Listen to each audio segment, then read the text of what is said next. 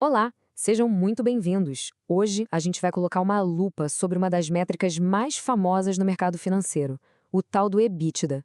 Muita gente olha para ele como o grande termômetro da saúde de uma empresa, mas será que ele conta a história toda?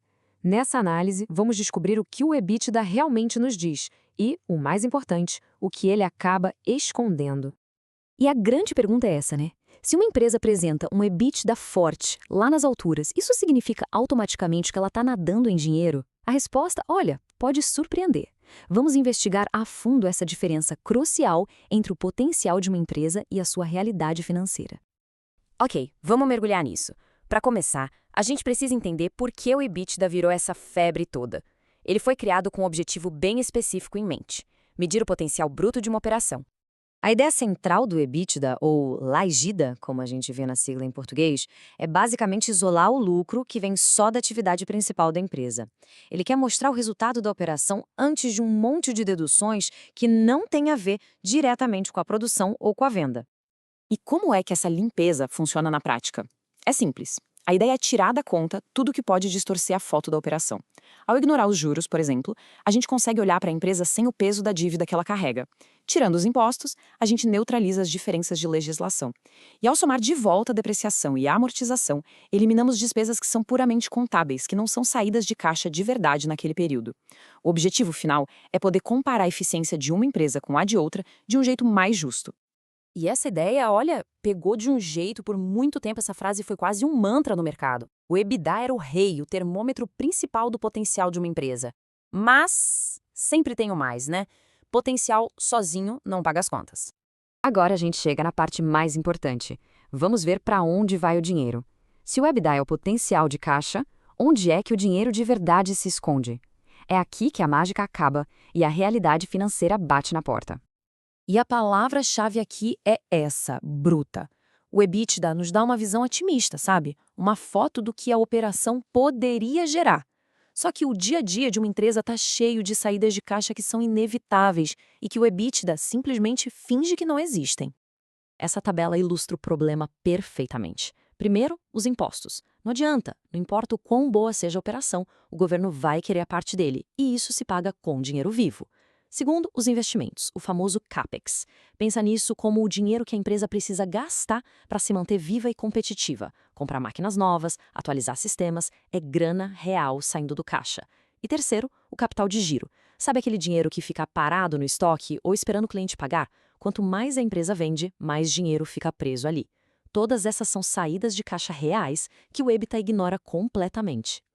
Para a gente entender essa diferença de uma vez por todas, vamos usar uma analogia bem poderosa sobre o que significa sobreviver no mundo dos negócios. Pensa assim, o lucro, que tem a ver com o EBITDA, é como a comida. Uma empresa precisa dele para ser saudável, para crescer no longo prazo. Mas o caixa é o oxigênio. Uma empresa pode até sobreviver um tempo sem comida, ou seja, sem lucro, mas sem oxigênio, sem caixa, a morte é instantânea. Fim de jogo. Bom, se o EBITDA não mede o oxigênio, então qual é a métrica que faz isso? Qual indicador mostra pra gente o verdadeiro fôlego financeiro de um negócio? Vamos então descobrir qual é essa métrica que dá a imagem real da saúde financeira de uma empresa, o verdadeiro indicador do caixa. E a resposta é essa: fluxo de caixa livre, ou FCL. Em inglês, o famoso Free Cash Flow. É este o número que, no fim das contas, realmente importa. É o dinheiro que de fato sobrou depois de pagar tudo e de reinvestir o necessário para continuar operando. Essa jornada aqui deixa tudo muito claro. A gente parte daquele número grande, otimista, do EBITDA, e aí começa a descontar o que sai do caixa de verdade. Primeiro, paga-se os impostos. Depois, faz-se os investimentos em CAPEX para manter o negócio rodando e crescendo. E, por fim, financia-se o capital de giro para o dia a dia. O que sobra, no final dessa conta toda, é o oxigênio, é o fluxo de caixa livre. E essa é a definição formal. O FCL é a prova dos 9, a prova de que a empresa consegue transformar sua potência operacional em dinheiro de verdade no bolso. É esse oxigênio financeiro que pode ser usado para pagar dívida, distribuir dividendo ou financiar mais crescimento. É o que realmente move a empresa para frente. Isso nos leva a uma última analogia, que fecha essa história toda de um jeito que todo mundo entende.